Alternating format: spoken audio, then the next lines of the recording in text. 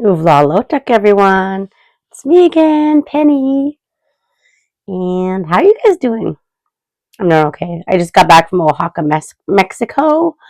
I was there for my friend's wedding, and it was awesome. It was like just a big friend reunion from when I used to live in Anchorage, and all my besties were there, and we all congregated into this gorgeous wedding with two of our best friends, and it was perfect. And I got kind of a tan, mostly a burn, but I think it's moving into a tan pretty quick. Tonight, I wanted to talk about like more Inuit Inuit stories and Jagak stories, but it was hard to find. I'm gonna have to ask people in person or whatever if they have any stories, because I know they always have stories that are personal to them, like little people stories. But I was able to find a few other Inuit stories that I don't think anyone really have heard of, and I wanted to talk about so my tats and where they came from and how important they are. So anyway, um, the first story I want to talk about is what we call uh, these tattoos. I got them with my sister. She decided, hey Penny, my little sister, she's like, let's get our Sesama Arna tattoos done together. Because back in the day, before colonization, the Inuit women got tattoos. One of the first tattoos they got were like when they became women, they got the Sesama Arna tattoos. And they're called a different thing depending on where you're from. And like Sedna or Nulialuk or Sesama Arna. I guess it just depends on where you're from. So, an old Greenlandic myth tells the story of a young woman, Sedna. She was so incredibly beautiful, with her big black hair, and so clever and skillful. She was the perfect Inuit woman, but no man was good enough for her. Every time a handsome hunter asked for her hand, she sent him away. Sedna herself was a very good hunter, and she needed no man to take care of her. Girl, I totally agree. My sister, when we go out to camp, she does everything. She will make the fire, I cut the wood, start the generator. Like, I just gotta sit there and look pretty and just, I don't know. I'm kind of good at entertaining people, entertaining guests. I can cook, I can clean, do all the girl shit, and my sister, she can do all the boy shit. It works out pretty good. Same with my mom. My tata, my grandpa, used to hey, do you like this guy? And this one time, this guy brought his fucking bag of dirty clothes. My mom was washing clothes. And he brings her this bag of clothes. He's like, oh, Charlie said you're going to wash my clothes. And my mom grabbed the clothes, brought them down to the river, and chucked them into the river. Yeah, my mom was a savage. But her attitude made her father very angry. He wanted her to behave just like the other women in the village, and for her to get married as soon as possible. Well, my sister ended up getting married to someone that she really loved. It took a while, but she got married, and I never got married. I don't need a man. I have a job. I make my own money. I have guy friends here and there, but I don't need a man per se. So kind of like my sister, but in a different way. His patience ran out, and one day he demanded that she sail to an abandoned island. She would live there until she was wise enough to accept one of the many proposals of marriage. Oh, before I keep going, I'm reading Storytelling Up North, the Inuit Legend of Sedna by Christina Gamborg Holm, and that was published 1506 2020. So June 15, 2020. Sedna waited and waited on the island, and as time went by, she suddenly got a visitor. A very handsome man who told her that he was a successful hunter. And he promised her a life with him where she would never miss anything. After some consideration, she finally accepted his proposal, and together they left the island. Oh, wow. Lucky girl. After some consideration, she finally accepted. One day, Sedna's father got the horrible message that his daughter had been tricked. The man she had married was an impostor. He didn't catch any food. He treated her horribly, and she suffered and starved every single day. In pure rage, the father and the entire family sailed off to save the poor Sedna and to get her home safely. The family arrived at Sedna's home, and she quickly got in the boat, beaten, anxious, and afraid of what her husband would do when he found out she was gone. And with good reason. For as soon as the husband discovered she had escaped, he revealed his true self as a shapeshifter and shifted into the form of a huge eagle.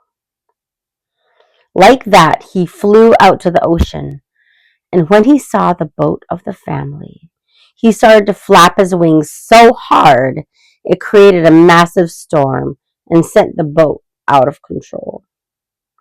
He waved and waved his wings until the boat started to sink. Sedna fell overboard in the storm, and in her attempt to survive, she grabbed onto the railing with both her hands. But the big eagle was furious and determined to see her dead. So he kept on creating a bigger and even more deadly storm. Sedna screamed and begged of her father to help her from the freezing water. But as the father saw the rising rage from the eagle, he decided to save the rest of the family. So he took his ulu knife, and in one desperate slay, he cut off all of his daughter's fingers. And as a screaming Sedna sank into the darkness of the deep, the eagle finally stopped his raging and let the family go. Damn! I've actually never heard all this.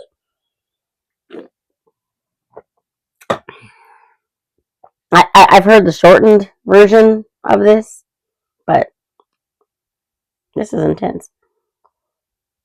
Sedna kept sinking. Her fingers were pulsating with pain, and her heavy clothes quickly dragged her towards the bottom of the ocean. But all of a sudden, the pain stopped, and the blood running from her fingers was now transformed into little silver-colored creatures. They were the first fish. Sedna now realized that she could breathe again, and she suddenly remembered the words of the village shaman who once told her about the spirits of nature. They live in the northern lights. From here, they control the changes of the season and all of life. If somebody is being wronged, the spirits will help, but only if they are still truly pure in the heart. Sedna now lived in the ocean, but as time went by, her big black hair got all messed up and dirty. And because she had no fingers, it was impossible for her to comp it. So I was looking at this in post, and I'm like, what does comp it mean? And I read the thing again, and it said COMP, but maybe it was they meant comb? Like it was a typo. Comb makes more sense. And it made her angry and sad. A ruin that the Inuit would soon come to fear. On Earth, the Inuit was starving, and Sedna's family was dead. There was no animals to catch, and the supplies was long gone. In crisis like this, the village would summon the shaman, Angagak.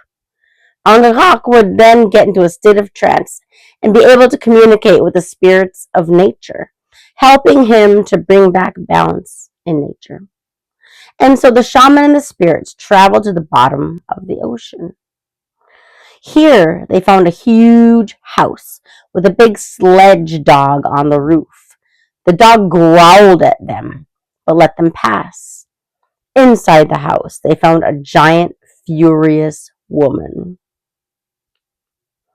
The spirits whispered to the shaman that he had to tangle himself into the air of the woman and hold on tight, as she would try to kill him. After a while of wrestling with the woman, the shaman successfully convinced her that he was there to help and not to harm her. She believed him, and he found a comb and started to fix her messy hair. He removed all sorts of trash that the people had tossed in the water, and as the hours passed by, her hair was almost clean again.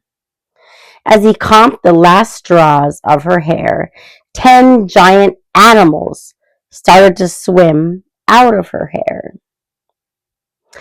One animal for each of her chopped fingers: a bearded seal, a walrus, a hooded seal, a narwhal, a reindeer, a polar bear, a ringed seal, a musk oxen, harp seal, and all kinds of birds.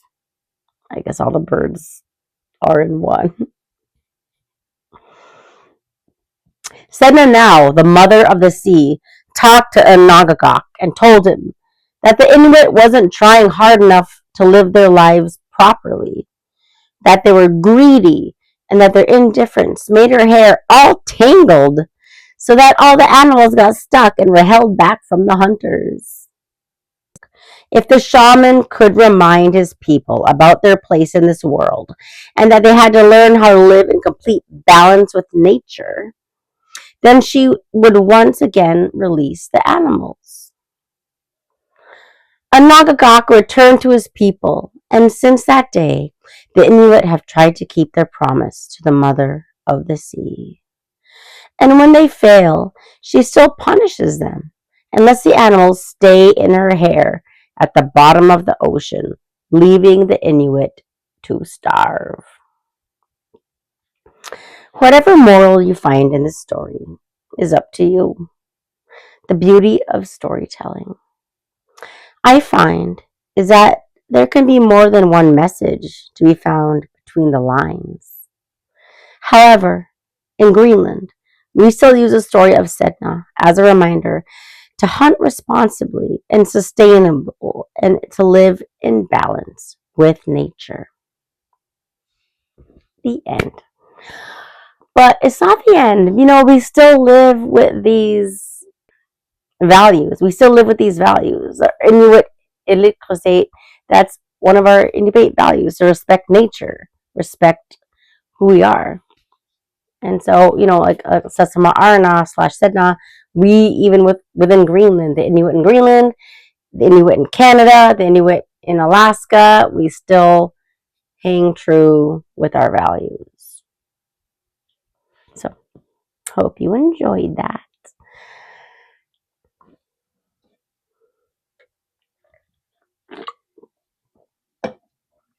Yeah.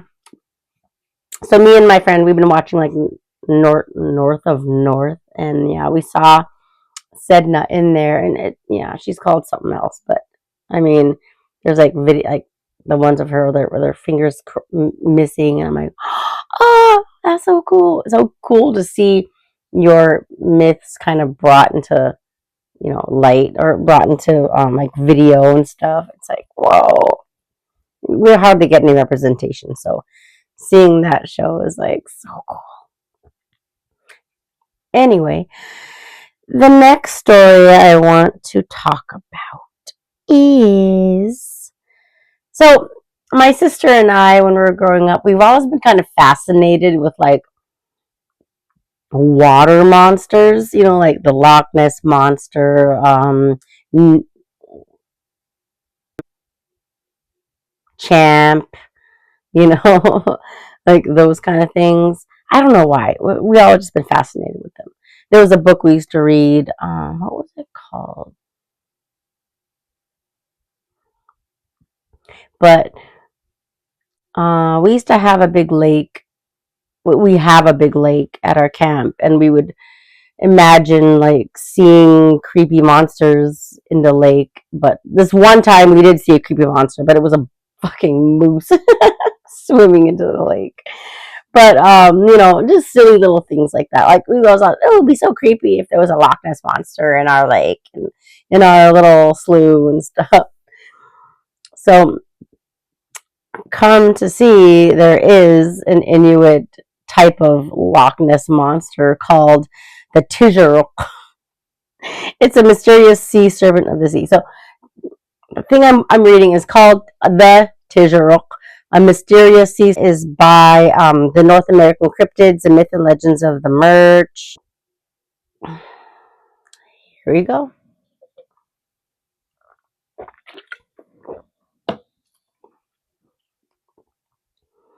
The Tizheruk is a mythical creature that is said to live in the cold waters of the Bering Sea near King and Nunavut Islands. So, King Island is an island near, because I'm from Kotzebue, but I live in Nome right now, and one of the like islands around Nome was called King Island. So anyway, Tizheruk is a mythical creature that is said to live in the cold waters of the Bering Sea. The Tizheruk is a large serpent-like animal with a 2-meter-long head and a tail with a flipper. It is feared by the local Inuit people, who who claim that it can snatch people off of piers without being noticed.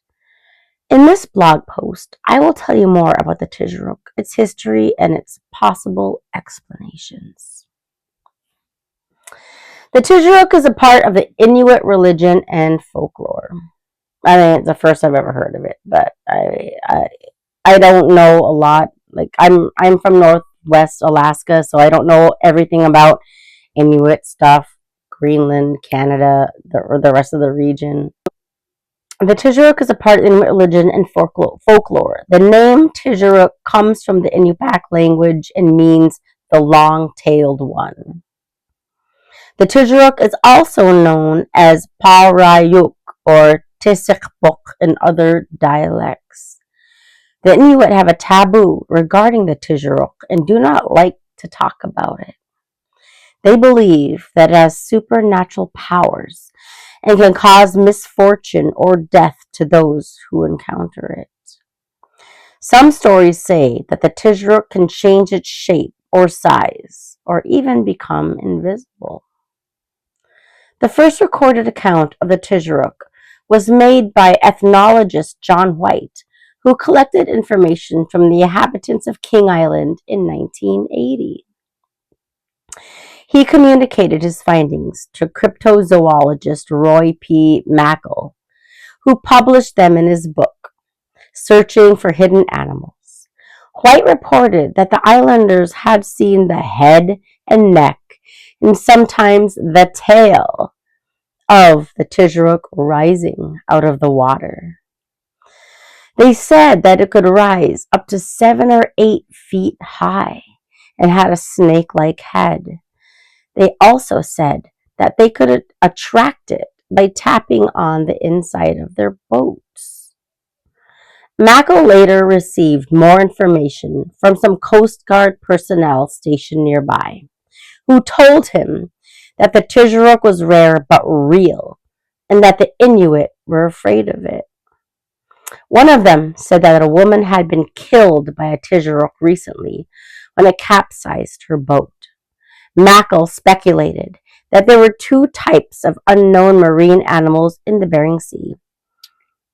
One was a long-necked eared seal, similar to the leopard seal of Antarctica, and the other was a zeuglodon, an extinct whale-like animal.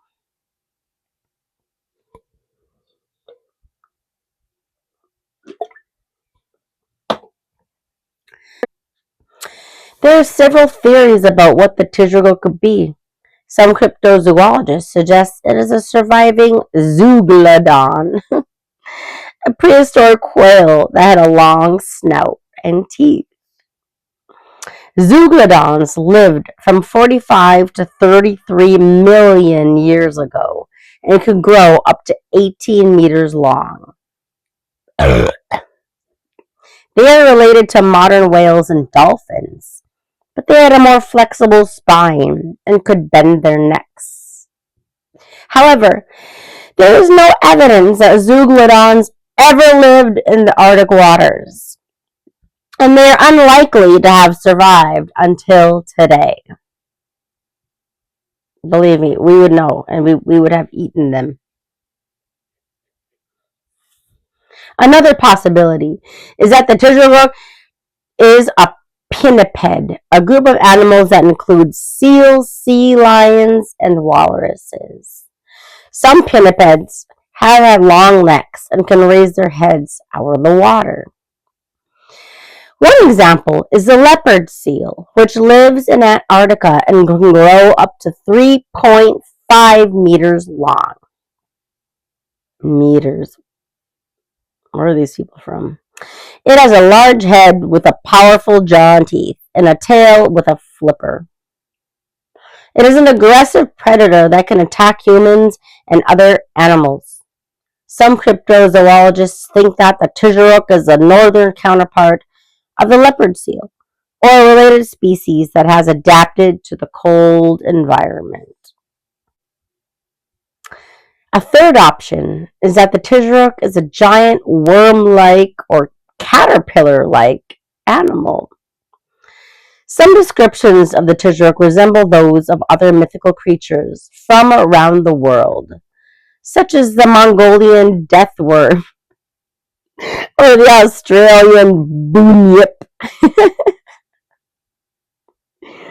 These creatures are said to have long bodies with segments or rings, or sometimes flippers or legs. They are often associated with water sources and can cause harm or death to those who approach them. However, there is no scientific evidence for such animals existing. The only Alaskan mythical worm are the ice worms, which don't really exist. They're just these little pieces of fur that we would get as kids to play with, and if you pet them on the not the way the fur is growing, they curl up, and we call those ice worms. Okay, after some Googling, I did find out that these are actually a real thing. They're like these little pube-looking worms that live in glacial ice. Well, guess you learn something new every day. The Tizheruk is a fascinating mystery that has intrigued many people for decades. It is possible that it is based on real sightings for unknown or known animals, or that it is a product of imagination and folklore. Whatever it remains one of the most elusive and mysterious creatures of Alaska. Well, it's the first time I've ever heard of it, but I mean that's kind of cool. Anyway, I hope you enjoyed these two stories. I will try to get some more out, and try to get some more little people stories out. I know you guys like those.